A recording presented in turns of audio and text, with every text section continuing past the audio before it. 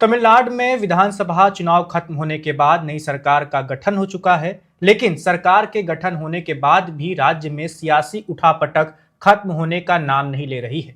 TV के supremo विजय मुख्यमंत्री बन चुके हैं। उनके पास 5 छोटे छोटे दलों का समर्थन है, लेकिन एक छठवें दल ने भी टीवीके को समर्थन देने का ऐलान कर दिया है। ये पूरा दल तो टीवीके के साथ नहीं जा रहा, इस दल में टूट हुई है और बागी नेता मुलाकात कर रहे हैं विजय के साथ। ये दल है एआईएडीएमके, वही एआईएडीएमके जो कई दशकों तक तमिलनाडु की सत्ता पर राज कर चुकी है। एक महत्वपूर्ण और मुख्य विपक्षी पार्टी का दर्जा भी है उसके पास, लेकिन एआईएडीएमके में टूट हो चुकी है।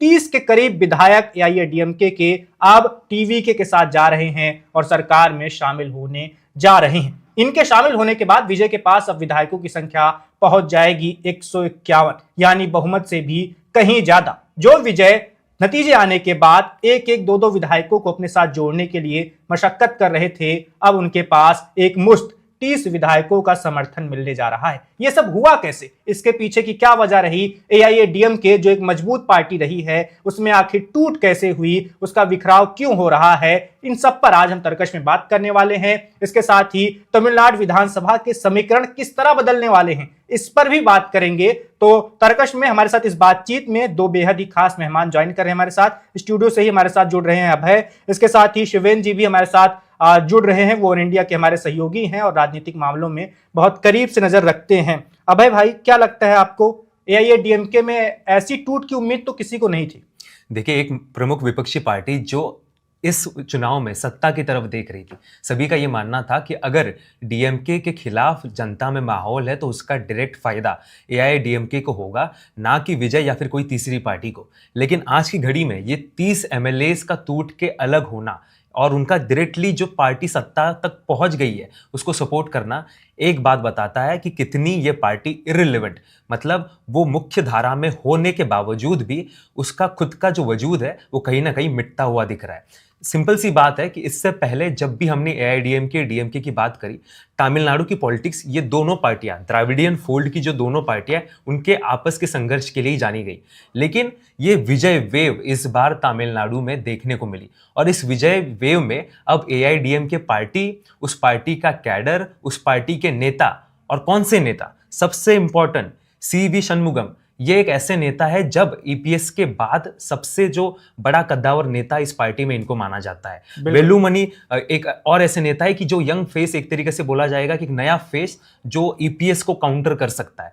तो इनका एक ही मानना था कि सबसे पहली बात, आपको बीजेपी एनडीए के साथ तमिलनाडु में जाने का जो भी खामियाजा भुगतना पड़ रहा है, इसके बावजूद भी आप उनके साथ है। दूसरी बात, विजय वेव जो तमिलनाडु में चली है उसके साथ अपनी भी कश्ती उस दरिया में आपको जानी पड़ेगी, ले जानी पड़ेगी, ये इनका क्लियर था। लेकिन बात वैभव भाई तब बिगड़ी जब एआईएडीएमके ने बैकडोर टॉक स्टार्ट कर दिए, मतलब बातचीत स्टार्ट कर दी डीएमके के साथ। बिल्कुल, जिस पार्टी से टूटकर आपकी पार्टी ने खुद का एक अस्तित्व ढूंढा, एक तमिलनाडु की राजनीति में खुद की जमीन बनाई, उस पार्टी के साथ जब फिर से मिलने की बात आई तो वो जो नेता है, चाहे वो सीवी शनमुगम हो या फिर वेलुमणि, उनका यही कहना है कि ये पार्टी की जो जमीन है उसके बिल्कुल विपरीत काम किया जा रहा है और अगर ऐसा हम करेंगे तो तमिलनाडु की राजनीति से हम बिल्कुल खत्म ही हो सकते हैं। इस वजह से जब आपको दिख रहा है कि यहां पर विजय वेव चल रहा है तो एक सिंपल ऑपोजिशन का अलायंस हो सकता था कि विजय को आप बाहर से क्यों ना सपोर्ट कर दे, लेकिन सपोर्ट तो कर ही दीजिए। लेकिन आपने एक डेथ ट्रैप की तरफ जाने की कोशिश की कि वो की सत्ता ने जिसको बाहर भेजा उस डीएमके पार्टी के साथ जाना। तो एक तरीके से विजय की वेव पार्टी में जो कोई सेंट्रल फिगर नहीं है, कोई लीड करने वाला व्यक्ति नहीं है जिसके पीछे लोग, जैसे डीएमके के पास अभी भी स्टालिन है, चाहे वो हार गए हो, लेकिन स्टालिन जो कहेंगे वो आखिरी शब्द होगा। दूसरी तरफ विजय है ही, तो एक तरीके से ये 2 मेन फैक्टर्स मुझे लग रहा है कि इस वजह से एआईएडीएमके में ये बड़ी स्प्लिट देखने को मिल रही है। और भी इसमें ये आंकड़े जो है अभी 30 एमएलए ये बढ़ भी सकते हैं क्योंकि सत्ता के पास तो सभी जाना चाहते हैं वैभव भाई। बिल्कुल, 47 कुल विधायकों की संख्या है एआईएडीएमके के। अगर उसमें से 30 चले जाते हैं या उससे ज्यादा चले जाते हैं फिर तो दल बदल का कानून भी लागू नहीं होगा, यानी ये विधायक रह सकते हैं, ये अपनी एक पार्टी बनाने का ऐलान कर सकते हैं या खुद का विलय कर सकते हैं, टीवीके के साथ। दोनों रास्ते इनके पास है। देखना होगा कि कौन सा रास्ता अपनाते हैं शनमुगम और वेलुमणि। इन दोनों के कंधों पर ही अब सब कुछ होने वाला है, एआईएडीएमके की दूसरे धड़े का भविष्य। चलते शिवेन जी के पास। शिवेन जी, आपको क्या वजह नजर आ रही है? जैसा कि अभय भाई ने बताया कि डीएमके के साथ जो पर्दे के पीछे बात चल रही थी, उसके वजह से एआईएडीएमके के बहुत सारे पुराने नेताओं को लगा कि भैया, जिस पार्टी की स्थापना ही हुई थी डीएमके के विरोध में, उस पार्टी को आप डीएमके के साथ कैसे मिलाकर गठबंधन कर सकते हैं? क्या यही सबसे बड़ी वजह रही है जो टूट देखने को मिल रही है हमें तमिलनाडु की राजनीति में आज? देखो, मैं अब कुल मिला के ये बताऊं, नेता चाहे उत्तर के हों, चाहे दक्षिण के हों, चाहे पूरब के हों, चाहे पश्चिम के हों, उनके लिए ये जो आप आइडियोलॉजी की बात कर रहे हो ना, ये बहुत बड़ा कोई अंतर हो तभी होता है। राजनीतिक हित बिल्कुल एकदम उस आइडियोलॉजी से सध रहे हो तब वो उस पर चलते हैं। अभी क्या है, अभी ये चुनाव हार गए, लगातार चुनाव हारे। अभी तक क्या होता था, एक बार डीएमके, एक बार एआईडीएमके, एक बार इस तरीके से एआईएडीएमके चलता था। जयललिता के जाने के बाद से ही एआईएडीएमके में गुटबाजी रही। हालांकि 2022 में उन्होंने अपना एक गुट जो ईपीएस है उन्होंने हटा दिया, उन्होंने उसको कहीं ना कहीं जीत हासिल करी। लेकिन अब उनके साथ ही ये जो अभी नाम बता रहे थे, क्या नाम है इनका, नाम जो है शनमुगम और वेलुमणि जी। शनमुगम, हाँ, इन लोगों ने अब इस बार किया क्या, अब है क्या, तो 30 विधायक है, उनका मानना आइडियोलॉजी नहीं है। उनका मानना ये है कि अगर हम अभी सत्ता में शामिल नहीं हुए तो हमारे राजनीतिक हित और हमारे जो कार्यकर्ता हैं वो हताश हो सकते हैं, और व्यवसायिक हित भी। एक मैं वहां के बहुत ही जो है प्रतिष्ठित पेपर है, उसको पढ़ रहा था काफी समय पहले, तो उसमें यही एक बयान है और ये उन्होंने समझा है, उनकी खोज है। कह रहे हैं कि इनके राजनीतिक हित और व्यवसायिक हित दोनों प्रभावित हो सकते हैं। यानी कि सत्ता से दूर रहना इन 30 नेताओं को मंजूर नहीं था। सबसे बड़ी बात ये है, जो आइडियोलॉजी की बात वो नहीं है। और जिस तरह जब हम बात कह रहे थे ना कि जब बीजेपी कई बार मौका देती है सत्ता बनाने का, तो सत्ता में जिसके पास, जिसको बुला लेती है अपने पास, राज्यपाल बुला लेते हैं कि भाई आप जो है समर्थन हासिल कर लिए। देखिए वही हो रहा है इस समय। टीवी के जरूर सत्ता में है, लेकिन बहुत ही साधारण उसके पास बहुमत है, और वो भी कैसे जुटाया है, तमाम शर्तों के साथ। आपने देखा, एक बार जाते हैं, फिर उन्हें भेजा जाता है, फिर 2 लोग मीटिंग करती है पार्टी, बिल्कुल, चौथी बार राज्यपाल से मुलाकात करते हैं तब बात बन पाती है। तो यानी कि टीवी के पास भी एक बहुत समर्थन, बहुत मजबूत समर्थन नहीं है, वो अभी बहुत, उसकी बैसाखी भी कमजोर है। और यही पर इन 30 विधायकों को उम्मीद जगती है। पुराने सत्ता में रहने वाले हैं, सत्ता का आनंद भोग चुके हैं, सत्ता का, तो ये उनके लिए, उन्होंने इसको ये माना कि अब हम 5 साल और सत्ता से अगर दूर रहते हैं तो फिर हमारे लिए उस तरह से सरवाइव करना पॉलिटिकली और व्यवसायिक में दोनों में नहीं रहेगा। इसके बाद में एक और चीज है, यहाँ पर आप इसमें बीजेपी का वहां विधायक एक जरूर है, लेकिन जो मैंने लोगों से समझा है, बीजेपी के लिए भी इसका टूटना, एआईएडीएमके का टूटना, उनके सबसे महत्वपूर्ण एलआई का टूटना उनके लिए फायदेमंद है। क्यों? बिल्कुल, इस पर शिवेन जी, इस पर बात करेंगे सर। ये हमारी बहस का एक बड़ा विषय ये भी होने वाला है। इस पर हम आएंगे कि किस तरह बीजेपी के हाथ होने की भी संभावना जताई जा रही है। लेकिन अभी हम एआईएडीएमके को लेकर ही बात करें तो अभय भाई, एआईएडीएमके को क्या अब हम खत्म मानकर चलें? क्योंकि जो दूसरा धड़ा होगा उसके पास विधायकों की संख्या तो बहुत कम होगी, और विधायकों की संख्या ज्यादा नहीं होगी, और 5 साल तक अभी विपक्ष में बैठना भी है। तो कैसा भविष्य आपको नजर आ रहा है? देखिए, ये भी देखना जरूरी होगा कि ये 30 विधायक क्या एआईडीएमके खुद ही क्लेम करेंगे कि नहीं, क्योंकि सिंपल बात ये भी है कि वो ईपीएस को कहेंगे कि जयललिता जाने के बाद ओपीएस और ईपीएस, ये 2 बड़े नेता थे, उनका अपना सत्ता संघर्ष शुरू हुआ। इस सत्ता संघर्ष की 2022 में, जैसे सर ने बताया, वहां पर एक वो अंजाम तक जाके पहुंचा, और ईपीएस ने पार्टी के ऊपर अपना वो पूरा होल्ड जो है मजबूत किया। लेकिन अब ईपीएस को यही कहा जाएगा कि देखिए, कैडर में कहिए या फिर नेताओं में कहिए, हम दोनों या फिर जो अभी नेता जो सत्ता में जाना चाहते हैं उनका फोल्ड ज्यादा मंजूर या फिर मजबूत है। तो एक तरीके से ये भी देखना होगा कि जरूरी नहीं, हम अभी ये नहीं मान सकते कि डायरेक्टली ये लोग एआईडीएमके से हटकर डायरेक्टली अपनी एक नई पार्टी बनाएंगे या फिर विलीन होना पसंद करेंगे, क्योंकि अभी के वक्त में उनको भी ये पता है कि वो चुनकर अभी भी एआईडीएमके के सिंबल पर ही आए हैं। इसका मतलब एमजीआर उनका जो फोटो है, जयललिता उनका जो फोटो है, लेकिन भविष्य की राजनीति में जो सेंट्रल फिगर था, अब तमिलनाडु को नया एमजीआर या फिर एक नया एक स्टार फेस मिल चुका है। वो विजय वो कहीं नहीं जाने वाले। अगले 20-30 साल तक उनका जो एक ये वेव रहेगा, उसकी धीरे धीरे जो एक तरीके से वो परतें खुलती रहेंगी और हमें देखने को मिलेगा कि वो अपना होल्ड इस पॉलिटिक्स में और ज्यादा मजबूत करेंगे। तो एआईडीएमके अगर लॉन्ग टर्म सोचा जाए तो ये जरूर कहेगा कि कोई पार्टी खत्म नहीं होती, स्पेशली ऐसी पार्टी एआईडीएमके जैसे जिसने सत्ता में इतने साल भी गुजारे और अभी भी ग्राउंड लेवल पर उनका फोल्ड पूरा खत्म नहीं हुआ है। बिल्कुल। देखिए, इतनी वेव में जहां पर स्टालिन खुद की सीट हारते हैं, जहां पर मेन विपक्षी जो भी लोग होंगे या फिर बड़े जो कद्दावर नेता कई थे, सारे मंत्री हार गए, उसी वक्त इन ये जो 47 विधायक यहां पर सामने आए, इसका मतलब ये है कि पार्टी का अभी तक वो जो जमीन है वो पूरी उनसे छीनी नहीं गई है। इस वजह से एआईडीएम की पूरी खत्म होगी क्या? बिल्कुल नहीं। लेकिन वो इररिलेवेंट होगी क्या? ये सबसे इंपॉर्टेंट क्वेश्चन है, क्योंकि विजय एक तरफ से होंगे। अभी देखिए, स्टालिन थोड़ा अभी सदमे में दिख रहे होंगे आपको, लेकिन जैसे ही उन्होंने बोला है कि 6 महीने का समय हम विजय को देंगे, 6 महीने के बाद वो अग्रेसिवली इसे टैकल करना स्टार्ट कर देंगे। खास तौर पे ये देखना होगा कि एआईडीएमके एनडीए के साथ रहेगा कि नहीं रहेगा, क्योंकि अगर एनडीए के साथ मिलकर वो राजनीति शुरू करना चाहेंगे तो ये तमिलनाडु ने क्लियर कर दिया है कि जो भी बीजेपी या फिर एनडीए के साथ खड़ा रहेगा वो कहीं ना कहीं तमिलनाडु की सत्ता से तो दूर है। और सर ने बहुत इंटरेस्टिंग पॉइंट रखा था, जो उनके बिजनेस पर्सपेक्टिव है या फिर बिजनेस इंटरेस्ट है तमिलनाडु की, आप पार्टी में देख लीजिए, विजय की पार्टी में आपको इतने करोड़पति नेता मिलेंगे।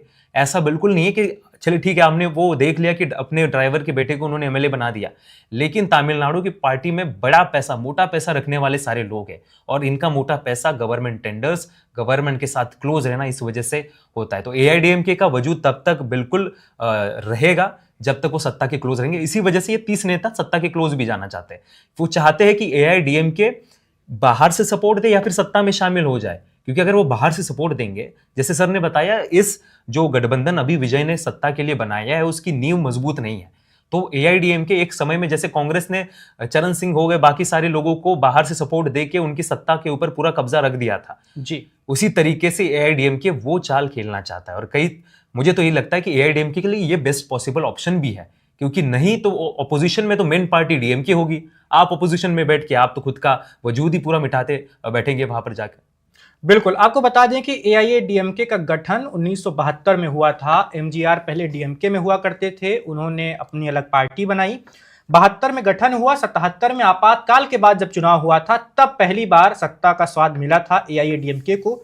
फिर लगातार वो सत्ता में रही 1 दशक तक। एमजीआर मरते दम तक, यानी 1977 में मुख्यमंत्री बनते हैं, 87 में जब उनका निधन होता है तब तक वो सीएम रहते हैं। उनका निधन होता है तो पार्टी में पहली बड़ी बगावत देखने को मिली थी। उस वक्त क्या हुआ था कि जयललिता, जो एमजीआर की बहुत खास हुआ करती थी, और एमजीआर की जो पत्नी थी जानकी रामचंद्रन, उन दोनों के बीच में टकराव होता है पार्टी को लेकर, और इस वजह से 2 गुट बन जाते हैं। और बाद में, हालांकि 2 साल बाद ही दोनों गुट का विलय हो जाता है, दोनों साथ में आ जाते हैं। जयललिता की ताकत बढ़ जाती है, वही पार्टी की बागडोर अपने हाथों में ले लेती हैं। फिर 2017 में एक और बगावत हुई थी, जब जयललिता की 2016 में मौत होती है। 17 में, जैसा कि अभय आपने बताया, शिवेंद्र सर ने बताया कि पलनीस्वामी और पनीर सेल्वम, इन दोनों के बीच में सत्ता की लड़ाई होती है कि जयललिता का उत्तराधिकारी कौन बनेगा। शशिकला का जी बिल्कुल, शशिकला और उनके जो भतीजे हैं टीटीवी दिनाकरन, उनका भी काफी अहम रोल रहा था। तो काफी संघर्ष होता है। इसमें क्या होता है, पार्टी और कमजोर हो जाती है। 2018 में टीवी दिनाकरन अलग हो जाते हैं, अपनी अलग पार्टी बना लेते हैं। इनकी जो पार्टी बनती है वो भी एआईएडीएमके के वोट ही खाती है, अपना तो कोई अलग से वोट लाती नहीं वो। इसके अलावा फिर क्या होता है कि ईपीएस की ताकत जब मजबूत होती है पलनीस्वामी की, तो पनीर सेल्वम अलग हो जाते हैं। इस बार वो डीएमके के चिन्ह पर विधायक चुने गए हैं, ये आपको ध्यान रखना चाहिए। और अब जाकर 2026 में एक और बगावत हमें देखने को मिल रही है चुनावी नतीजों के बाद में। तब आते हैं बीजेपी के वाले मुद्दे पर, क्योंकि शिवेंद्र जी, बीजेपी के साथ चुनाव लड़ा था एआईएडीएमके ने, और बीजेपी को लेकर कहा जाता है कि अमित शाह की बेहद करीबी भी है पलनीस्वामी। जब विवाद हो रहा था एआईएडीएमके में तो अमित शाह ही सब कुछ मैनेज कर रहे थे कि क्या होना चाहिए क्या नहीं। कैसे फायदा मिलेगा बीजेपी को इस टूट से, आप जो बता रहे थे बात? बिल्कुल, बीजेपी वाली हम बात करते हैं, लेकिन अभय ने एक बहुत महत्वपूर्ण बात की है, उसको भी हम कर लेते हैं। यहाँ पर जो हम टूट की बात जिस तरह कह रहे हैं, अभी इन्होंने क्या करा है, एक बहुत ही पॉलिटिकल लोकतांत्रिक तरीका अपनाया है। जो 30 विधायकों का दल है उसने क्या कहा है कि एसपी वेलुमणि जो हैं वो हमारे विधायक दल के नेता होंगे, यानी कि अगर ये आप अगर इसमें क्या है, ना तो स्पीकर की कोई समस्या आती है, ना टूटने का, ना कोई चीज नहीं आती है, क्योंकि नियम तो यही है ना कि जो ज्यादा विधायक चाहेंगे वही विधायक दल का नेता होगा। तो अभी ये एक तरीके से पार्टी के सारे विधायकों से बुराई लेना या टूटने जैसा सिस्टम नहीं है। अभी क्या कर रहे हैं, जमीन पे संदेश ये दे रहे हैं, देखिए दो मकसद हो गए, राजनीतिक मकसद हो गया, व्यवसायिक मकसद हो गया, और अपनी आइडियोलॉजी को बनाए रखने का जनता में सिस्टम हो गया। भाई हम जीत, ज्यादातर विधायक ये चाहते हैं कि भाई टीवीके में जाओ। इससे होता क्या है, जो छोटा तो कार्यकर्ता नीचे तक का होता है, उसमें एक तरीके से एनर्जी आ जाती है सत्ता की। लोग अब बड़े नेताओं में तो व्यवसाय का गया, छोटा नेता क्या चाहता है, मेरी सत्ता है, मैं लोगों के काम करा पाऊं। ऐसे भी मान लो जो छोटे छोटे नेता होते हैं ना गली मोहल्ले के, वो लोगों से वादा करके वोट मांगते हैं। तो सत्ता जब आती है तो वो भी कहीं ना कहीं अपने आप को ताकत, हालांकि इनको मंत्री पद वगैरह नहीं, बाहर से समर्थन की बात हो रही है।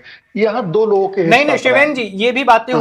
हो रही हैं कि मंत्री बनना भी चाहते हैं ये लोग। कई तरह की बातें हो रही हैं, अभी कुछ भी लेकिन साफ नहीं अभी है। विजय, हाँ अभी साफ नहीं है, लेकिन अभी की तक की जो बात है, अभी मंत्री पद का क्लियर कुछ नहीं है। जी। देखिए स्टेप बाय स्टेप वो सब हासिल कर लेंगे।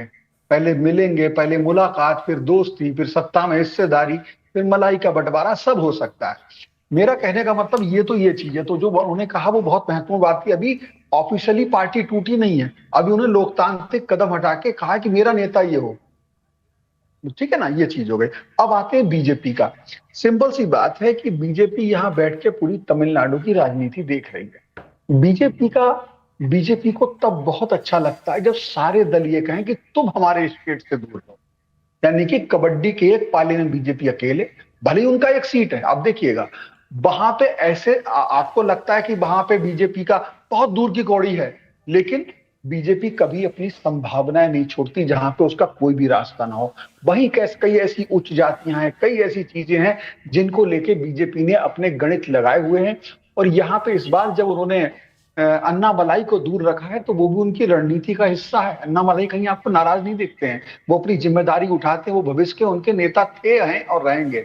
लेकिन यहां पर बीजेपी को फायदा ये है कि उनका अगर सबसे शक्तिशाली पार्टनर जिसके साथ वो अलायंस में है, वो अगर टूट रहा है, उसमें अंदर तिफरका पड़ रहा है, उसमें अंदर मतभेद हो रहे हैं, तो क्या है, बीजेपी बेहतर सौदेबाजी आगे चुनाव में कर सकती है। मतलब अपना साथी, यहाँ पे राजनीति बड़ी गंदी चीज है। कैसे कि दुश्मन को कमजोर करना एक अलग बात है। अगर राजनीति में एनडीए है या कोई भी पार्टनर है, तो जिस पार्टी से हम गठबंधन में जा रहे हैं वो अगर बहुत शक्तिशाली नहीं है, तो गठबंधन पर रहते हुए हम उससे ज्यादा बातें मनवा पाएंगे और वो हमारे सामने कम शर्त रख पाएगी। अभी कितनी बड़ी शर्त रखी कि अन्नामलाई को दूर कर दो, जिसको जो 3 4 5 साल से उसको सजा रहे थे, पोस्टर बॉय बने हुए थे, बिल्कुल आक्रामक तरीके से नंगे पैर चल रहे हैं। वो बीजेपी की आईटी टीम उनको सजाने में लगी हुई थी, छोटे छोटे वीडियो लगाने में कि भाई इसको उभार दो, इसको बता दो। तो ये चीजें हैं। यहाँ पर सीधा सा बात है, गठबंधन में ये भी होता है, गठबंधन का साथी तो हमारा साथी रहे, सीटें भी जीते, पर बीजेपी ये जानती है गठबंधन के साथी को धीरे धीरे खत्म करना, कि वो इतना मजबूत ना हो जाए कि हमसे शर्तें लगाने लगे। बिल्कुल बिल्कुल। अभय जी कुछ कहना चाहते हैं, जोड़ना चाहते हैं? इसी तरीके से यूपी के कई दल खत्म करे, इसी तरीके से वो हर जगह, और कोई भी बड़ा दल ये चाहता है। नहीं सर, बिल्कुल आपका पॉइंट बिल्कुल सही है कि बीजेपी ये चाहता है, और ये बात बिल्कुल सही है कि जब भी कोई दल खत्म होता है, या फिर वो क्षेत्रीय दल हो या फिर वो वहां पर कांग्रेस खत्म हो, उसके बाद उसे टेक ओवर करने के लिए बीजेपी अपनी एक जगह बनाती है और उसे टेक ओवर करती है। लेकिन मुझे लगता है कि दिल्ली से जब हम तमिलनाडु की राजनीति देखते हैं, तो जो हम हिंदी भाषी नहीं समझ पाते वो एक बात है कि तमिलनाडु की राजनीति हमेशा द्विपक्षीय रही है। अब सबसे बड़ा सवाल ये होगा कि क्या डीएमके उतनी मजबूती से विजय के सामने अपनी जो अपना खुद के दाव खेलेगी, खुद की पार्टी को फिर से खड़ा करेगी, ये सबसे देखना होगा। क्योंकि अगर ये पूरी जो फाइट है तमिलनाडु की, अगर वो टीवीके वर्सेस डीएमके होती चली गई और यहाँ पर बीजेपी एआईडीएमके को खा ले, या फिर एआईडीएमके खुद ही खत्म हो जाए, वो मैटर ही नहीं करेगा अगर ये दोनों पार्टियों ने फिर एक बार तमिलनाडु की राजनीति द्विपक्षीय कर दी।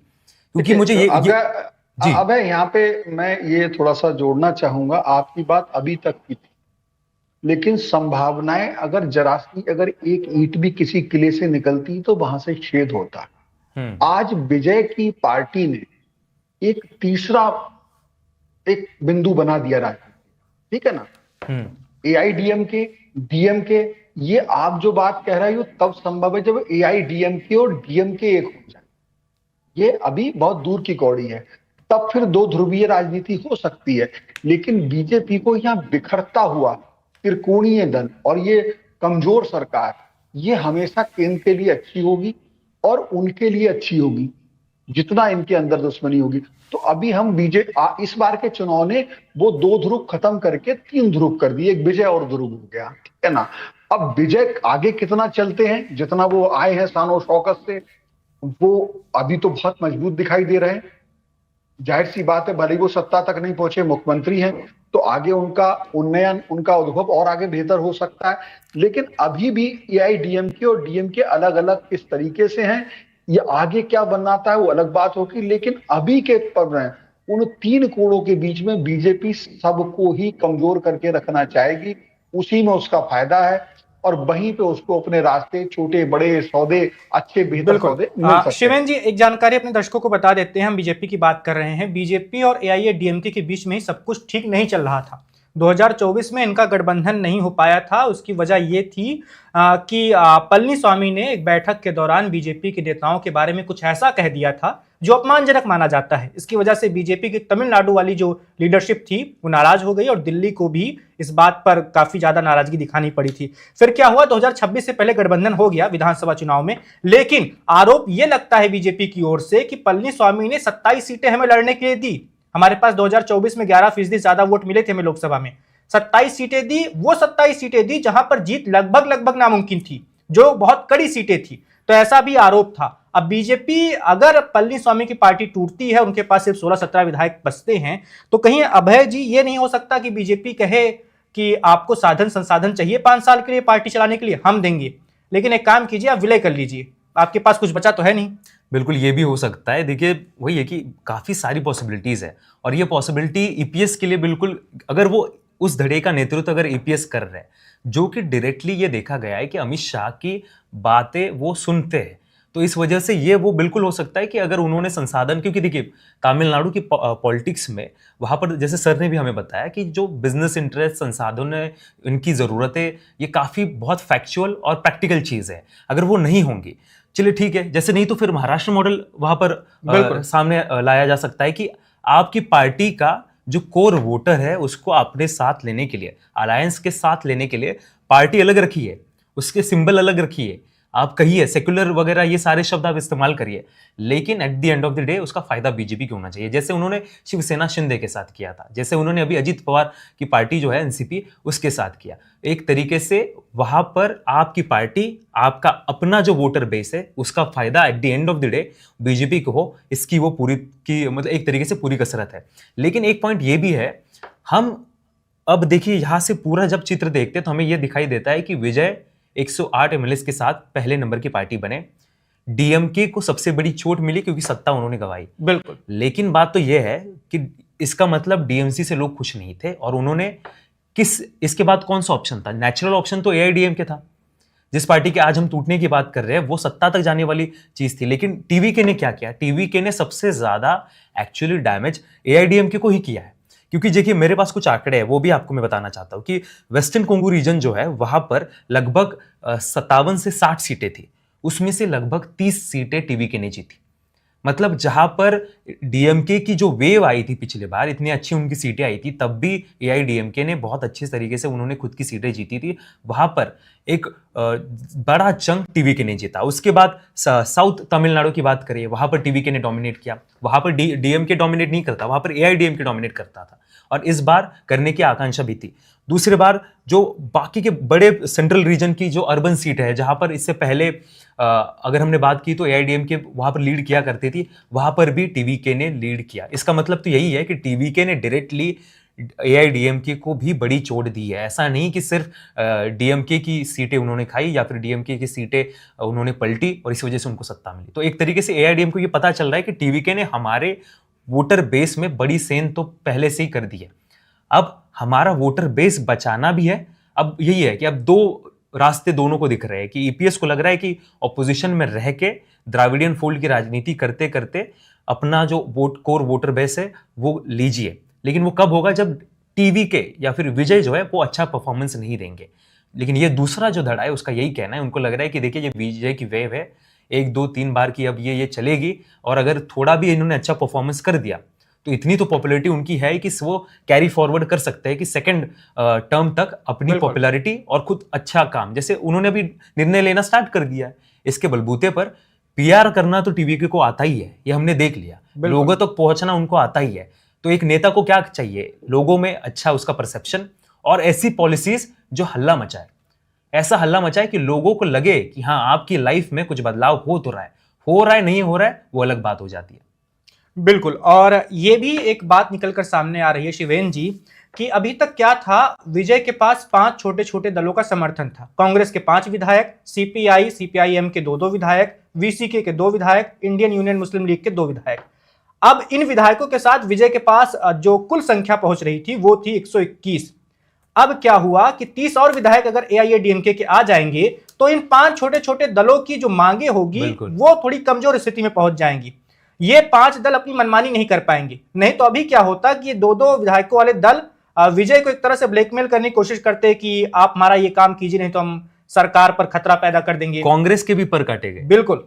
तो कहीं ऐसा तो नहीं कि विजय की ही चतुराई एक तरह से है कि 30 विधायकों का समर्थन हमारे पास पहले से रहेगा तो ये कांग्रेस और तमाम छोटे दल हमसे बहुत ज्यादा बातें मनवा नहीं पाएंगे। एक बड़ी अजीब सी कहावत है, हालांकि वो रोमांटिक तरीके से बोली जाती है कि खुदा जब हुस्न देता है तो नजाकत आ ही जाती। तो जब विजय जब मुख्यमंत्री बन गए हैं तो अब उनके पास समर्थन आ गया, और जब समर्थन आ गया तो वो नजाकत दिखाने के हिस्से में वो आ गए।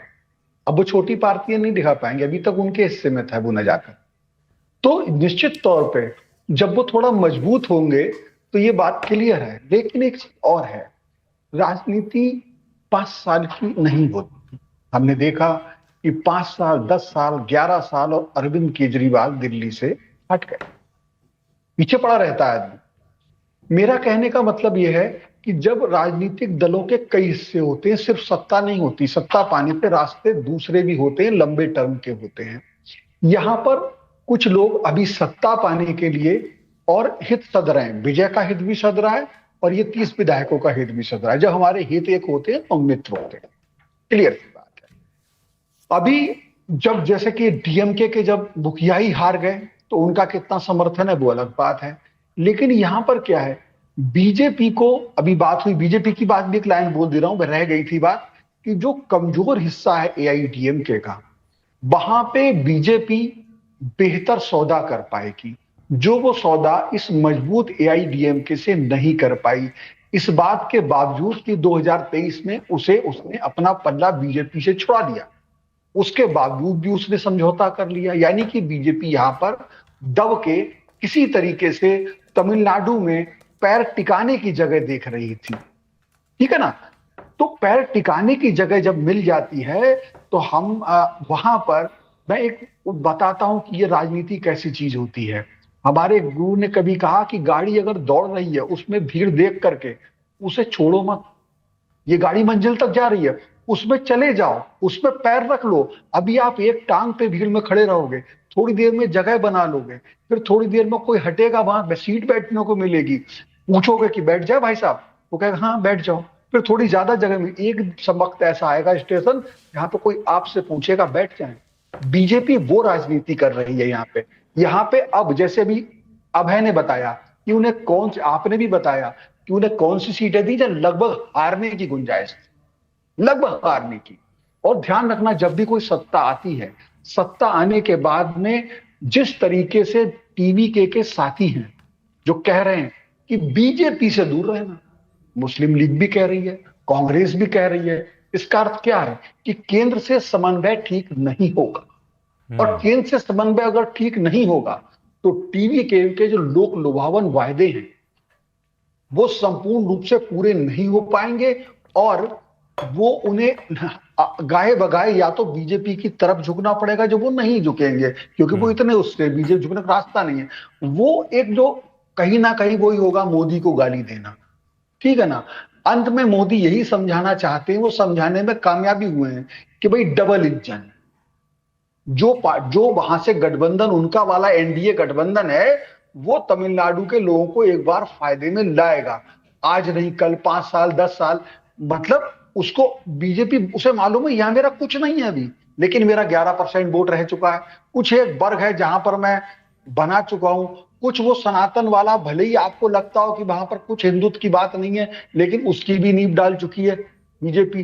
धार्मिक लोग हैं वहां पर, ऐसा नहीं है। बीजेपी उन सबको जोड़ के एक उस तक 11 से 22-30 वोट बैंक तक जाना चाहती है, और अपने वहां पर कमजोर साथी के साथ जाना चाहती है, अपने मन की सीटों पर लड़के जाना चाहती है, उन सीटों पर नहीं जहां पे साथी भी हार जाए जित की वजह से, और खुद उसकी जीतने की स्थिति ना हो।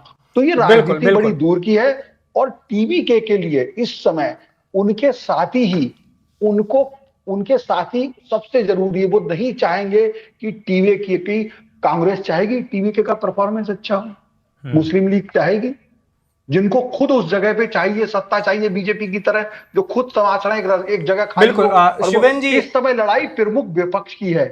प्रमुख विपक्ष कौन बनेगा? एक एक बात और हो रही है अभी चेन्नई में, खासकर डीएमके के खेमे में। अभय भाई आप इस पर अपनी बात रखिएगा। लोगों का कहना है कि डीएमके और टीवीके दोनों ही चाहते हैं कि एआईएडीएमके बीच से हट जाए, लड़ाई सिर्फ हमारी हो, हम दोनों के बीच में हो। और जो पिछले 50-60 सालों से तमिलनाडु में होता आ रहा था, डीएमके फिर एआईएडीएमके फिर डीएमके फिर एआईएडीएमके, वैसा ही अब रोटी पलटे तो पहले या टीवी के फिर डीएमके फिर टीवी के फिर डीएमके, बीच वाले लोग हट जाए। तो अभी स्क्रीन पर आप देख भी पा रहे होंगे कि विजय मुख्यमंत्री पद की शपथ लेते हैं, अगले ही दिन वो तमाम नेताओं के घर पर पहुंचते हैं, विपक्ष के जो थे स्टालिन के घर पर भी जाते हैं, आप स्क्रीन पर देख पा रहे हैं, उनसे गले मिलते हैं, उनके बेटे से भी गले मिलते हैं। लेकिन वो पलनीस्वामी के घर नहीं जाते, पलनीस्वामी से मुलाकात नहीं करते। तो बात यह हो रही है कि क्या इन दोनों के बीच में कोई गुप्त समझौता पीछे से हो चुका है कि हम आपस में ही खेलते हैं, इन सबको साइड में करते हैं, और इसी वजह से एआईएडीएमके में टूट हुई है। और ये भी देखना होगा कि इसमें क्या कांग्रेस का भी हाथ है, क्योंकि देखिए इतनी जल्दी उन्होंने पाला बदला, स्टालिन ने थोड़ी नाराजगी जताई, लेकिन ये भी बात है ना कि एनडीए का जो वहां का अलायंस पार्टनर है उसको completely out of the picture करना चाहते हैं वो। बिल्कुल। और वहां पर ये देखिए Tamil Nadu one of the few states ऐसा है जहां पर पीएम मोदी की रेटिंग कम है, एज अ पीएम कैंडिडेट भी और एज अ सेंट्रल लीडरशिप में या फिर सेंट्रल स्टेज पर बीजेपी की एक परफॉर्मेंस बेस, या फिर लोग बाकी किसी भी स्टेट में चले जाइए वहां पर पहले विपक्ष की सत्ता होती थी, लेकिन वहां पर लोगों का ये मानना होता था कि बीजेपी नेशनल मुद्दे या फिर फॉरेन पॉलिसीज में अच्छी पार्टी है, लेकिन ऐसा तमिलनाडु में नहीं है। तो इसी वजह से ये दो पार्टियां, मैंने पहले भी कहा था कि टीवीके और डीएमके की अगर डायरेक्ट फाइट रहे तो सिंपल सी बात है एआईडीएमके इररिलेवेंट हो जाएगी, वो सत्ता के पिक्चर से या फिर फाइट के पिक्चर से बाहर होगी। अब सबसे इंटरेस्टिंग बात ये भी होगी कि आप इनको लॉन्ग टर्म गेम जब देखा जाएगा तो सेंटर की राजनीति में कांग्रेस के लिए विन विन सिचुएशन होगी। बिल्कुल, डीएमके भी उसकी सहयोगी रह चुकी है। और डीएमके ने अभी भी एआईडीएमके के साथ जब बैकडोर टॉक स्टार्ट किए थे तब उनकी सबसे पहली डिमांड यही थी कि आपको एनडीए छोड़नी पड़ेगी, आपको बीजेपी को डंप करना होगा अगर आपको हमारे साथ आना है। तो एक तरीके से कांग्रेस, डीएमके, टीवीके, ये एक ऐसा त्रिकुट बनता जा रहा है जहां पर बीजेपी खुद का वजूद ढूंढेगी अलग तरीके से, लेकिन वो नहीं मिल रहा है, वहां पर इनरूट्स नहीं मिले। इवन मुझे लगता है केरला में उनको बहुत अच्छे इनरूट्स मिलते जा रहे हैं। बिल्कुल बिल्कुल। और ये भी पूरा उनका गढ़ बनता जा रहा है, वहां उनका मेयर हो चुका है, लोकसभा चुनाव में शशि थरूर से बहुत करीबी मुकाबला कर चुके हैं राजीव चंद्रशेखर, इस बार 3 विधायक चुने गए हैं। तो केरल में तो पांव जमा ही रही है बीजेपी। शिवेन जी के पास चलेंगे जी। एक लास्ट पॉइंट मेरा ये भी है कि लेकिन ये भी बात है, जैसे सर ने भी बोला कि जो उन्होंने एक बहुत अच्छी एनोलॉजी दी कि बाहरी पैक्ड बस में धीरे धीरे अपनी जगह तलाशना, लेकिन सबसे इंटरेस्टिंग बात अब लोग भी उब चुके हैं कि डीएमके ने एआईडीएमके, सबसे पहले ये जो पार्टीज थी वो एंटी कांग्रेस थी, अपनी हिस्ट्री अगर वो पीछे देखेंगे, उसके बाद बीजेपी सत्ता में जब आई वो एंटी बीजेपी हो गई। तो एक तरीके से आपके स्टेट में देखिए आपका स्टेट अच्छा है, उसका ग्रोथ रेट भी अच्छा है, जॉब जनरेशन, काफी सारी चीजें अच्छी है, लेकिन वो तमिलनाडु है, वहां पर लोग और ज्यादा उम्मीद रखते हैं। तो वो ये चाहते हैं कि आप बस हर जो सेंटर की सत्ता है उसको गाली देना बंद करिए। हर हमारी जो डिमांड हम करते हैं उसके ना पूरे होने का जो एक कारण बताया जाता है कि सेंटर की गवर्नमेंट, सेंटर ने जीएसटी का रिटर्न्स नहीं दिया, ये नहीं दिया, वो नहीं दिया। तो एक तरीके से सेंटर की तरफ जो उंगलियां करने वाली पार्टीज थी उनको ये बताया गया है कि आप ये मत करिए। केरला में भी वही हो रहा है। तो बिल्कुल। सर ने जिस तरीके से बताया, इंडोर्स बीजेपी का तमिलनाडु में तभी हो सकता है, और कांग्रेस ही चाहेगी वो ना हो। इस वजह से कांग्रेस चाहेगी कि ठीक है, ये दोनों पार्टीज में अगर अपना द्वंद चलता रहे, एट दी एंड सेंटर में इनको हमें ही सपोर्ट देना है। बिल्कुल। और ये दो बातें इसमें और देखने वाली हैं अभय और शिवेन जी। पहली बात तो ये कि पश्चिम बंगाल में भी चुनाव हुए थे, 5 राज्यों के चुनाव में पश्चिम बंगाल भी था, वहां बीजेपी जीती है, वहां भी मुख्यमंत्री चुनाव हारे हैं। तमिलनाडु में भी स्टालिन हारे, लेकिन पश्चिम बंगाल में भवानीपुर में ममता हारी, तो जिन्होंने हराया शुवेंदु अधिकारी, उन दोनों की भी मुलाकात नहीं हुई है, दोनों हंसते हुए मिले नहीं है। लेकिन यहां पर आप देखिए, स्टालिन को जिस पार्टी ने चुनाव हराया है उस पार्टी के मुखिया ही मिलने आ रहे हैं, दोनों खुश भी लग रहे हैं। और इसी को लेकर कहा जा रहा है कि पटकथा चुनाव नतीजों के बाद ही लिखी जानी शुरू हो गई थी। ये जो अफवाह उड़ाई गई, इन अफवाहों में पता नहीं कितना दम था या नहीं कि डीएमके और एआईएडीएमके साथ में आ सकते हैं, इसका असर एआईएडीएमके की साख पर बहुत ज्यादा पड़ा। बिल्कुल, उसके कैडर को ये मैसेज चला गया कि भैया ये क्या हो रहा है, जिनसे हम जमीन पर लड़ रहे हैं उनके साथ हम कैसे आ सकते हैं। तो क्या लगता है शिवेन जी, ये बहुत पहले से ही ये चीजें प्लान कर ली गई थी कि ऐसा ही करना है और एआईएडीएमके को इस बार निपटा ही देना है? नहीं, मैं इसको थोड़ा सा दूसरे तरीके से देखता हूं। चुनाव के रिजल्ट के बाद, चुनाव के रिजल्ट जो आए वो बहुत कम लोग, मैं तो जब इसका जब क्या वो आया एक्सिस माई इंडिया का जी, तो एक को छोड़ के बाकी सभी लोगों ने जमीन पे किया होगा। किसी को टीवीके के इस प्रदर्शन की उम्मीद नहीं थी, अच्छे प्रदर्शन की उम्मीद थी, लेकिन किसी को यह नहीं थी कि पहली बार में सत्ता के नजदीक पहुंच जाए। और राजनीति में इतना लंबा, इतना बड़ा आंकलन करना आसान नहीं होता कि हम पहले से के एआईडीएमके को निपटा देंगे। एआईडीएमके को भी नहीं पता था कि हम निपटने वाले हैं, हमारी स्थिति ऐसे होने वाली है। अगर ऐसा होता तो जिस तरीके के बीजेपी को लेकर के उनका भी उन्होंने 2023 में गेम खेला कि भाई हम बीजेपी से दूर रहेंगे, बीजेपी वहां के दलों के लिए भी अछूत पार्टी रही है। बिल्कुल। लेकिन ऐसी स्थिति में अब उन्होंने इसको किया। तो सवाल ये, चुनाव के बाद बहुत सी चीजें हुई हैं, और जो टीवीके के अभी मुखिया विजय, वो एक नई परिपाटी सेट करना चाहते हैं। नई परिपाटी कैसे कि मेरा विपक्ष से भी मेरा दुश्मनी वाली राजनीति, अच्छी राजनीति होगी, विरोध की राजनीति, मुद्दों की राजनीति होगी। और वो इसलिए वहां गए, या बाद में कोई संभावनाएं गई, या ऐसा संदेश गया कि उनको ये बात कोई बहुत ही, क्योंकि मैं नहीं मानता विजय बहुत बड़े ऐसे नेता, मतलब इस तरह के राजनीतिक इतने घाघ नेता भी हैं, ऐसा नहीं मानता मैं। लेकिन हाँ, उनके पास भेजने से लाभ विजय को ज्यादा हुआ, स्टालिन को कम हुआ। बिल्कुल, क्योंकि वो जब वहां गए हैं तो एक तो वो बेहतर राजनीतिक कहलाए, एक पोस्टर, मतलब इस तरह से कि भाई हम विपक्ष को भी देखो, जैसे आपने बताया ना, वहां नहीं गए, ममता बनर्जी इस्तीफा नहीं दे रही हैं, किस तरह की राजनीति की गिरावट है। उस गिरावट के दौर में मौजूदा मुख्यमंत्री जो पहली बार सत्ता के नजदीक पहुंचा हो, और पीछे मुख्यमंत्री जिसको हरा करके, जिसका विरोध करके पहुंचा हो, उसके घर चला जाए, ये बहुत बड़े दिल की बात मानी जाएगी। भले ही इसके अंदर बहुत ही होशियारी भरा कदम हो, लेकिन जनता की नजर में क्या होना है, देखिए हमारा नेता कितना अच्छा। तो इस तरह कदम ये हुआ। इसके साथ साथ एआईएडीएमके पे इसका दबाव पड़ा, उन 30 नेताओं, क्योंकि सत्ता रातों रात भी जा सकती, रातों रात मिल भी सकती है, ऐसा हमने देखा। तो यहां पर वो 30 विधायक जो इसमें धीरे धीरे उनमें उत्प्रेरक, उनकी क्रिया में उत्प्रेरक पड़ गया होता है, रासायनिक क्रिया उत्प्रेरक डाल दो, तेजी से होने लगती है। तो उत्प्रेरक का काम हुआ, और वो जाकर के विजय को दोनों तरफ से लाभ हुआ। एक तो समर्थन मिल रहा है उन्हें, उनकी सत्ता मजबूत हो रही है। छोटे छोटे दल जिनके लिए वो चक्कर लगा रहे थे, जो दो विधायक का दल उप मुख्यमंत्री की बात तक कर रहा था, वो कुछ नहीं करेगा।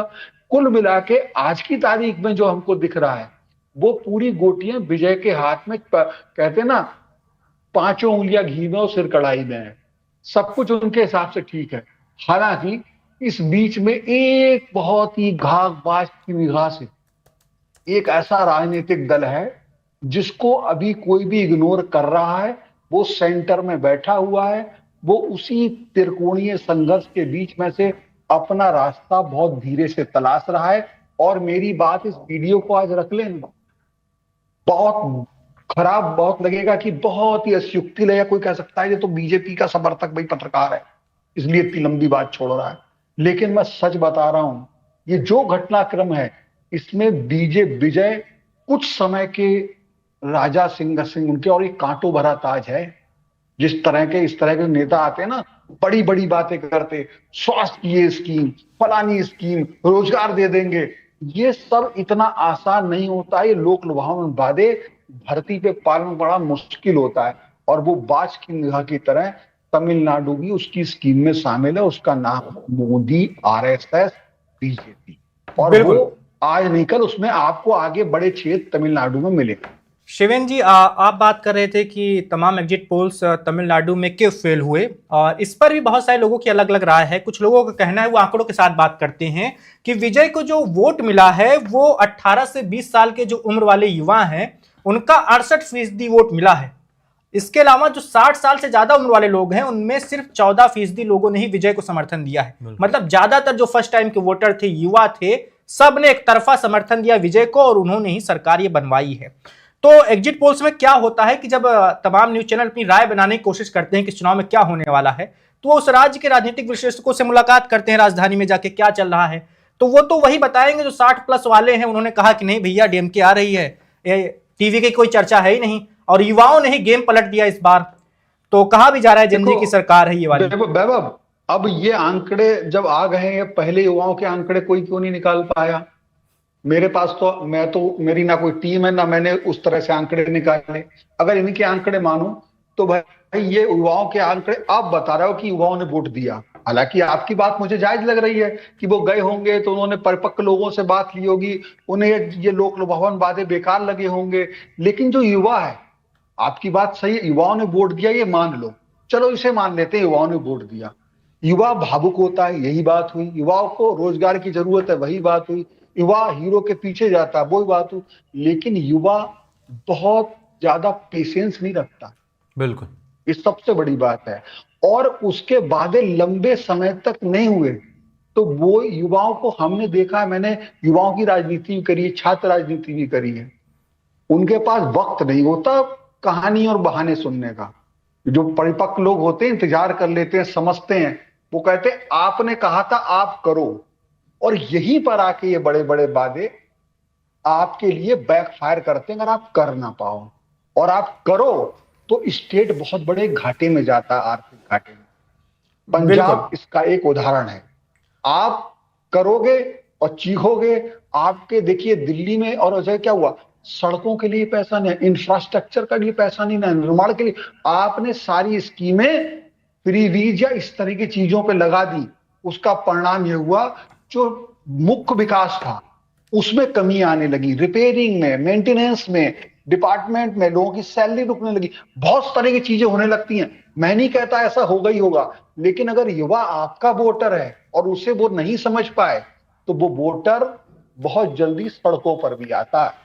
बिल्कुल। शिवेन जी, समय की कमी है, आखिरी कुछ सवालों के जवाब भी आपसे ले लेते हैं। अभय भाई, सबसे पहले आपसे ही, आपका क्या मानना है बीजेपी को लेकर? कहा जा रहा है क्योंकि अब बीजेपी ही वहां पर डीएमके अगर कमजोर होती है तो खिलाड़ी बनने की कोशिश करेगी कि नहीं, ये दो जो लड़ाई है इसको 3 किया जाए, 3 दलों के बीच में लाया जाए, 3 गठबंधन के बीच में। बीजेपी के बारे में कहा जा रहा है कि इस चुनाव में बीजेपी का ज्यादा ध्यान दक्षिण की ओर नहीं था, उसको पहले फोकस था उसका पश्चिम बंगाल की। हमारा पहले से ही सपना रहा है, पार्टी की स्थापना के वक्त से ही बंगाल जीतना है हमें, इसलिए पूरा ध्यान, अमित शाह की पूरी टीम, पूरी ताकत, पूरा संसाधन, देश भर के सारे नेता पश्चिम बंगाल ही में पहुंचे हुए थे।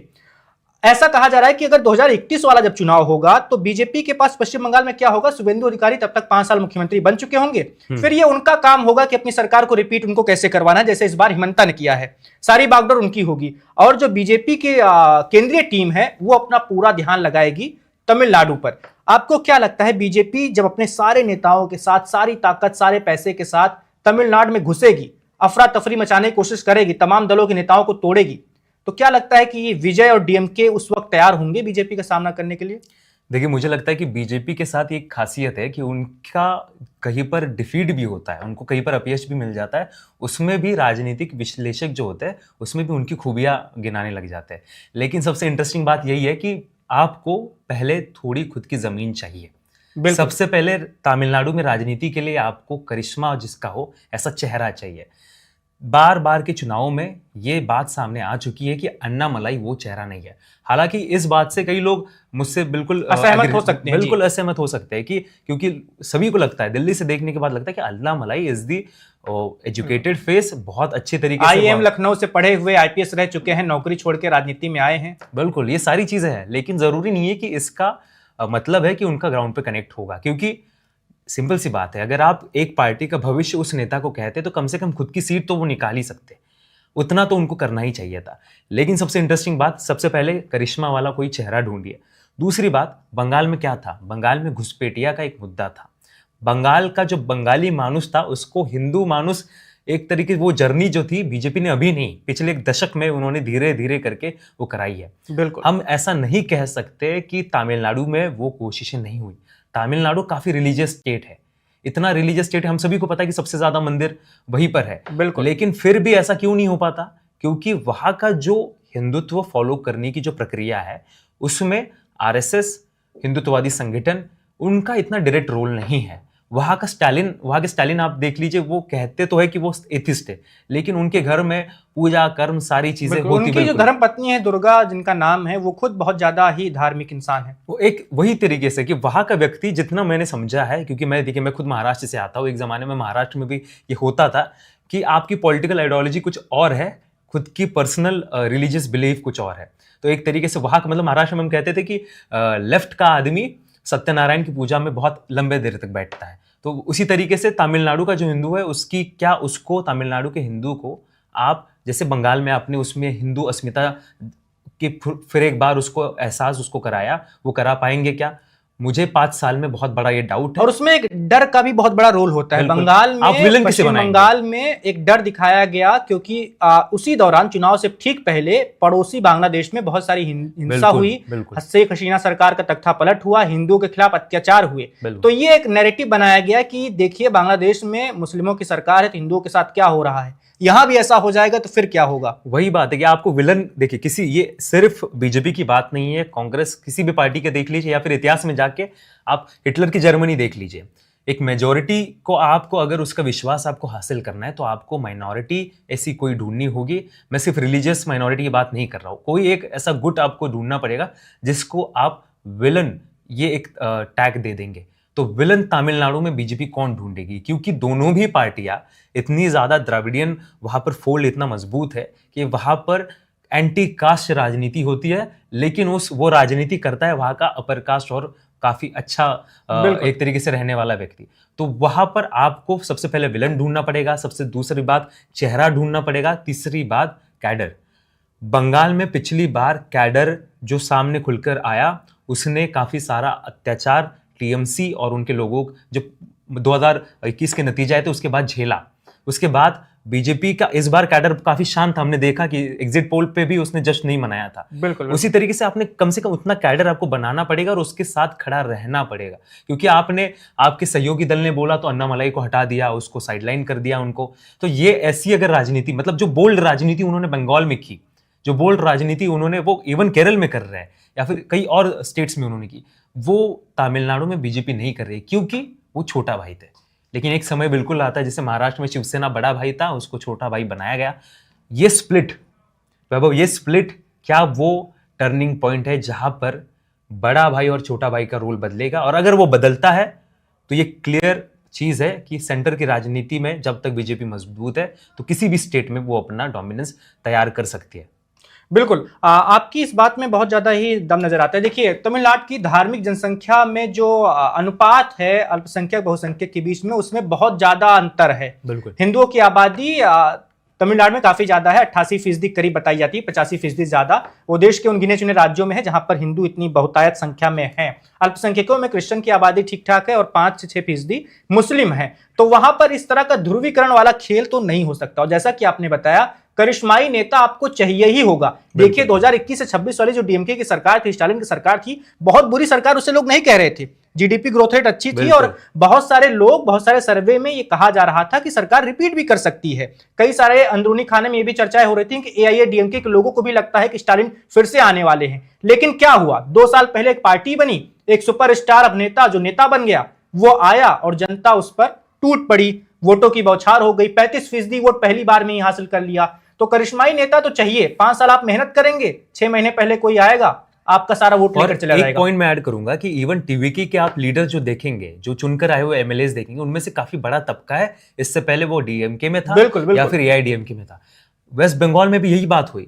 इवन आपके जो खुद के अभी चीफ मिनिस्टर बने वो टीएमसी में, तो एक तरीके से आपको वहां का जो नेता वर्ग है उसमें भी ये बिलीफ, ये विश्वास देना पड़ेगा कि देखिए हम सत्ता के लिए चैलेंज करने वाले हैं। क्योंकि अगर जब तक वहां का रूलिंग क्लास आपकी तरफ नहीं आता है, सत्ता बहुत दूर के सपने हैं। क्योंकि इसका मतलब यही है कि अगर लोग अपनी पार्टी एग्जिस्टिंग छोड़ के आपका सिंबल हाथ में नहीं पकड़ रहे, इसका मतलब यही है कि स्टेट की राजनीति में आपका कुछ भी अस्तित्व नहीं है। टीवीके जैसी नई पार्टी 2 साल में लगभग 30 से 40, मुझे लगता है आंकड़ा ज्यादा ही है, 40 से ज्यादा आंकड़ा है, जो एग्जिस्टिंग इससे पहले कोई एमएलए रह चुका है या फिर कोई बड़ी पार्टी में उसकी भूमिका थी डीएमके एडीएमके, वो लोग वो पार्टी छोड़ के विजय का चेहरा देख के वहां पर आए। बीजेपी के साथ वैसा नहीं हुआ है तमिलनाडु में, क्योंकि आज भी तमिलनाडु की जमीन पर बीजेपी का खुद का अस्तित्व उतना नहीं है। बिल्कुल। शिवेन जी के पास चलते हैं इस आखिरी सवाल को लेकर। शिवेन जी, आप पिछले 4-5 सालों में देखें तो 2 राज्यों में मुझे ऐसे राजनीतिक प्रयोग दिखते हैं। पहला दिखा बिहार में, 2 अक्टूबर 2024 को प्रशांत किशोर अपनी पार्टी बनाते हैं। इसके बाद फिर वो जनसुराज पार्टी जो उनकी होती है चुनाव लड़ते हैं 2025 वाले बिहार चुनाव में, उनको बिल्कुल भी सफलता नहीं मिलती, बल्कि उनका इलेक्शन कैंपेन देखें तो बहुत भयंकर तरीके से उन्होंने पैसा लगाया था। बिल्कुल, सोशल मीडिया पे कितना काम हुआ था और तमाम देश भर के युवा पहुंचे हुए थे उनकी टीम में काम करने के लिए, बकायदा उनको पैसा भी दिया जा रहा था। और दूसरा प्रयोग दिखा हमें तमिलनाडु में, ये वाला प्रयोग सफल हो गया। 2 साल के अंदर विजय ने तो सफलता हासिल कर ली। आपको क्या अंतर नजर आता है दोनों कैंपेन में? आपने तो बिहार चुनाव को भी काफी अच्छे से कवर किया था, क्या यही अंतर है कि विजय एक सुपरस्टार थे? ये वैभव, हर प्रदेश की राजनीति का तरीका अलग है और हर प्रदेश के लिए रणनीति भी इसलिए अलग होती है। आपको शायद ध्यान हो, मैंने अभी आपसे पिछले 2-3 एपिसोड पहले आपके तर्कस के एक बात कही थी कि केरल में 3 सीटें जो बीजेपी को मिली हैं, वो बीजेपी बहुत खुशी का विषय है। बिल्कुल। और वो आज से अगले 5 साल विपक्ष के लिए अपने बनाएगी, उससे अगले 5 साल में सत्ता के लिए जाएगी। और ये बात मैंने तब कही थी जब सुप्रीम कोर्ट के अंदर मुझे एक केरल के बेस्ड एडवोकेट मिले थे, वो आरएसएस से जुड़े हुए हैं। मैंने उनके साथ चाय पी, बात की, चुनाव से लगभग जिस दिन रिजल्ट आया था उस दिन, पर मैंने उन्हें उस समय उतना वजन नहीं दिया। लेकिन हैदराबाद में ही परसों जब पीएम मोदी ने भाषण दिया, सेम वही जो मैंने आपसे कहा था वही शब्द उन्होंने कही, ये 3 सीटें हैं हमारी, अगर आप लोगों ने उसको सुना। तब मुझे विश्वास हुआ कि वो आदमी वास्तव में केरल की बीजेपी में सुप्रीम कोर्ट में या दिल्ली में जरूर वकालत कर रहे हैं, लेकिन वह अंदर तक बात रखते, उन्हें समझे, उसकी वो बात उनको पहले से पता थी। अब आप कहोगे कि बंगाल में हो गया, बंगाल में टीएमसी के नेता आ गए, चेहरा चाहिए, ये सारी बातें हैं, ये हम ही नहीं सोच रहे हैं, बीजेपी भी सोच रही। बीजेपी ने आंकलन किया होगा तभी अन्ना मलाई को उनके कहने से दूसरी जगह हटा दिया हो। बहुत घाघ राजनीतिक होते हैं, बहुत सीनियर अड़ी जाती हैं। मैं ये नहीं कह रहा हूं तमिलनाडु में बीजेपी परचम लहरा देगी, पहला उद्देश्य रहेगा प्रमुख विपक्ष बनने का। और स्टालिन ने, देखिए बीजेपी का जो आप कह रहे हो कि मुद्दा मुस्लिम वोट है ना, हर जगह मुस्लिम वोट नहीं है। बिल्कुल, ओडिशा में भी सफलता मिल चुकी है, वहां भी हिंदुओं की आबादी बहुत ज्यादा है। स्टालिन ने जिस दिन सनातन धर्म को मलेरिया डेंगू कहा, उस दिन उन्होंने बीजेपी को वहां पे मुद्दा दिया है। और मैं ये मानता हूं कि कोई नेता अगर ये बात कह रहा है तो उसकी 2 वजह है, या तो वो सामने वाले को, सनातन धर्म के मानने वालों को या सनातन के फॉलोअर्स को या सनातन की कल्पना को तमिलनाडु में शून्य मारता है। उसे मालूम है इसका मुझ पर कोई फर्क नहीं पड़ेगा, मैं गाली, क्योंकि नेता बगैर वोटों को तो छेड़ेगा नहीं, अगर सनातन के इतने फॉलोअर होंगे तो वो नहीं छेड़ेगा। दूसरा, उसे लगेगा कि अब मुझे ये यहां पर इस पार्टी की पकड़ बन रही है, मुझे एक साइड पकड़ना है।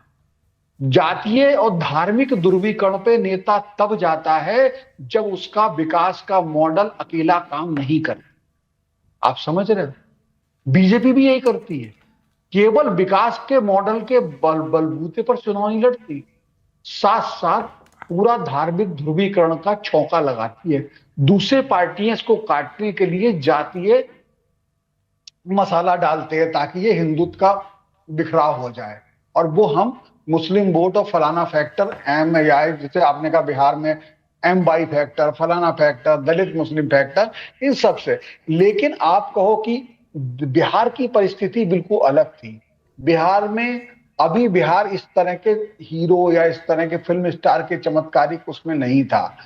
प्रशांत प्रशांत क्या नाम है, प्रशांत किशोर जी, वो एक बहुत केजरीवाल की तरह बहुत ही लुभावना मॉडल लेके आए थे, बहुत ही अच्छी उनके बातें थी, पर बिहार की राजनीति घोर जाति और तमाम चीजों में उलझी हुई थी, और इस बार बीजेपी ने उसे धार्मिक रूप से भी दे दिया था, और बिल्कुल तमाम बिल्कुल ऐसी चीजें थी। और उसके बाद में जो वहां का जो प्रमुख विपक्षी बल था आरजेडी, उसको राहुल गांधी के वोट चोर वाले जो आंदोलन या जो रैलियां थी, उसने वो मुद्दे जो लास्ट में जाकर के जंगल राज खुद भी इन पे लगने लगा था, कई गोलियां चलना, ये हो जाना, रेप हो जाना, पटना के अंदर गोलियां चल जाना, बैंक मैनेजर, दुनिया भर की चीजें थी जो तेजस्वी मुद्दे उठा रहे थे। उस मुद्दे को एक बेकार के मुद्दे की तरफ बिल्कुल बदल दिया। शिवेन जी, जी एक समय लास्ट की लाइन कमी है बोल दूं सर। आपसे।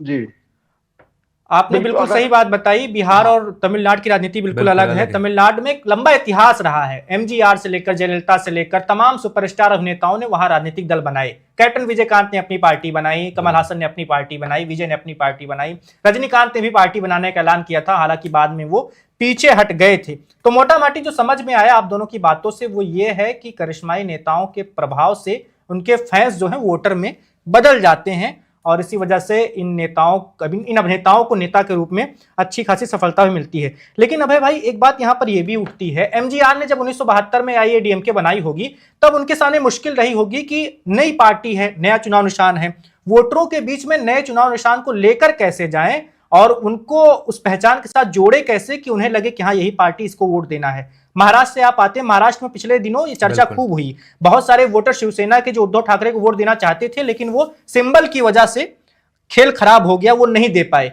ये विजय के साथ कैसे हो गया कि 2 सालों के अंदर ही? क्या ये सोशल मीडिया का प्रभाव है, आधुनिक जो डिजिटल जमाना है उससे उनको काफी फायदा मिला कि 2 साल के अंदर ही वो घर घर तक अपना सिंबल पहुंचा ले गए?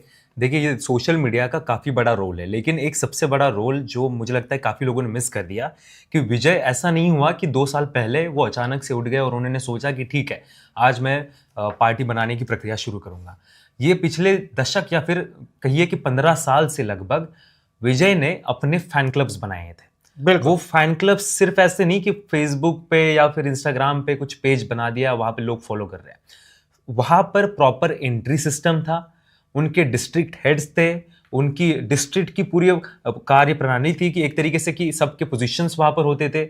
ये डिस्ट्रिक्ट में बने हुए फैन क्लब्स करते क्या थे? तो ये ब्लड बैंक्स के लिए ब्लड डोनेशन कैंप्स ऑर्गेनाइज करना उनका काम होता था। उसके बाद कहीं पर अगर फ्लड आ गया, कुछ नेचुरल आपत्ति आ गई, नैसर्गिक आपत्ति आ गई, वहां पर जाके वो विजय का सिंबल, विजय का नाम दिखा के वहां पर लोगों का मदद कार्य करते थे। मतलब एक तरीके से विजय के पास अपनी जो वानर सेना जो थी वो पहले से मौजूद थी, जो कोर वानर सेना चाहिए थी। तो जो कोर सपोर्टर्स, सिर्फ सपोर्टर्स नहीं तो वो कार्यकर्ता वाले सपोर्टर्स उसके बाद पहले से मौजूद थे। तो सोशल मीडिया, क्योंकि विजय ने जिस दिन पार्टी का ऐलान किया और जिस दिन उसने सिंबल भी स्टार्ट किया, तब से वो सीटी बजाए जा रहे थे।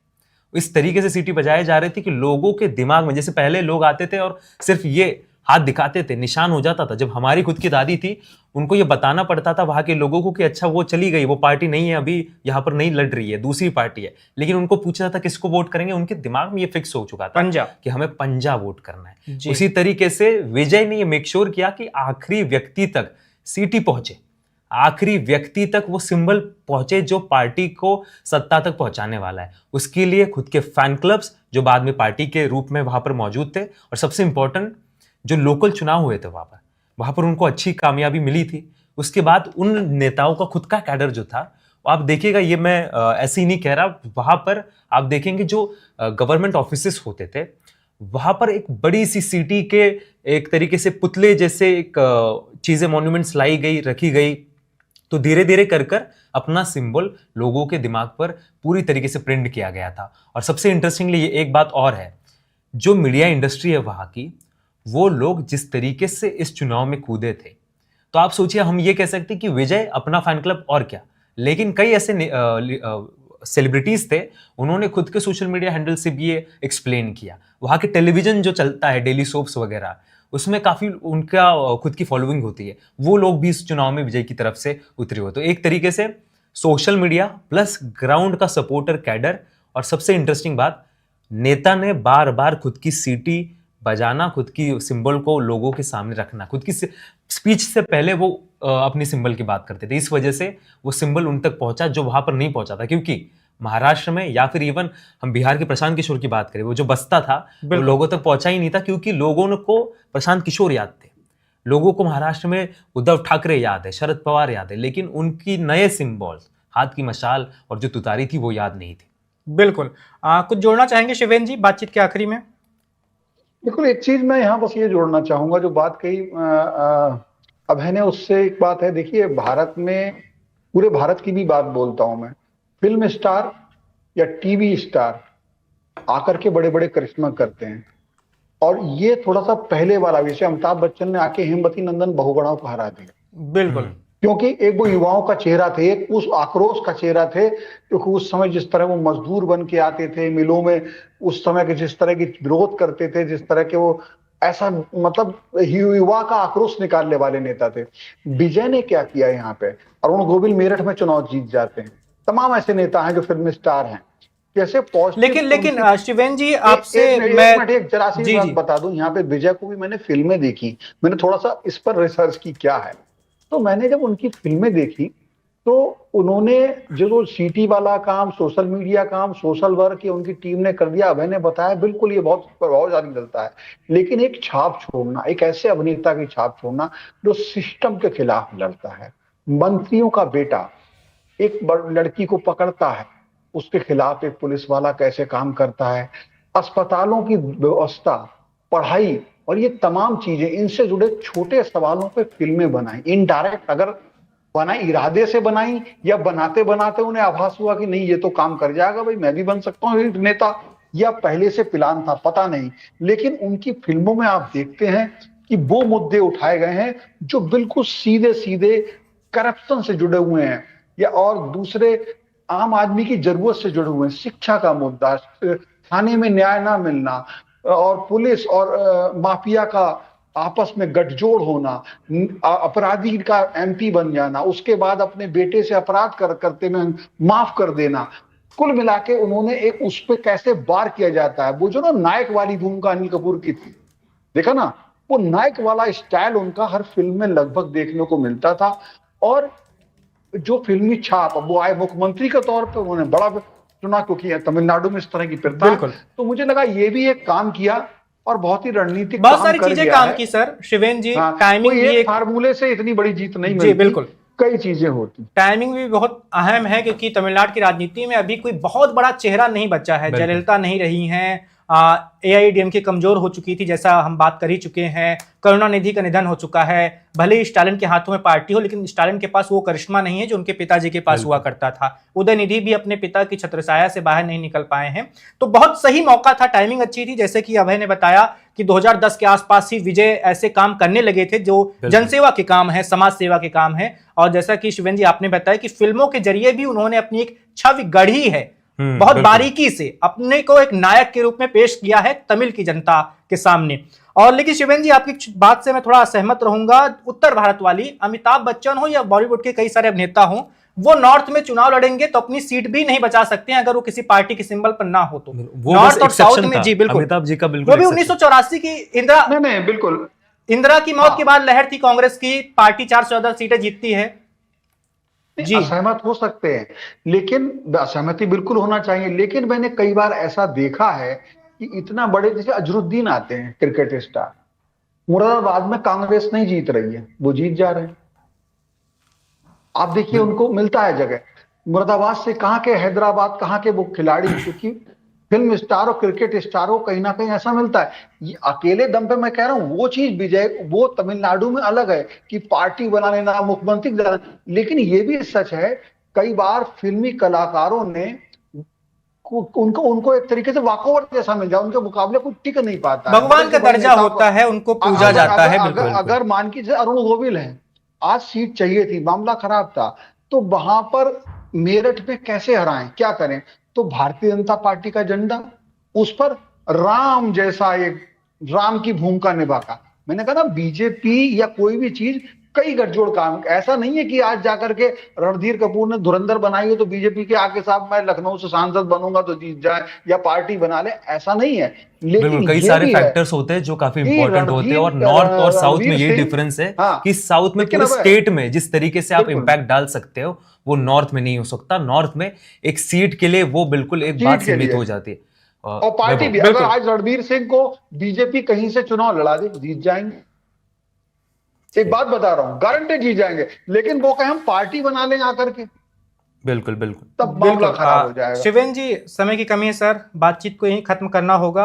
उत्तर भारत दक्षिण भारत की राजनीति पर चर्चाएं ऐसी होती रहेंगी, क्योंकि 5 राज्यों के और चुनाव होने जा रहे हैं 2027 में, जिसमें यूपी जैसा एक बहुत बड़ा राज्य है, देश का सबसे बड़ा सूबा है, 80 लोकसभा की सीटें आती हैं, 403 विधानसभा की सीटें हैं वहां पर।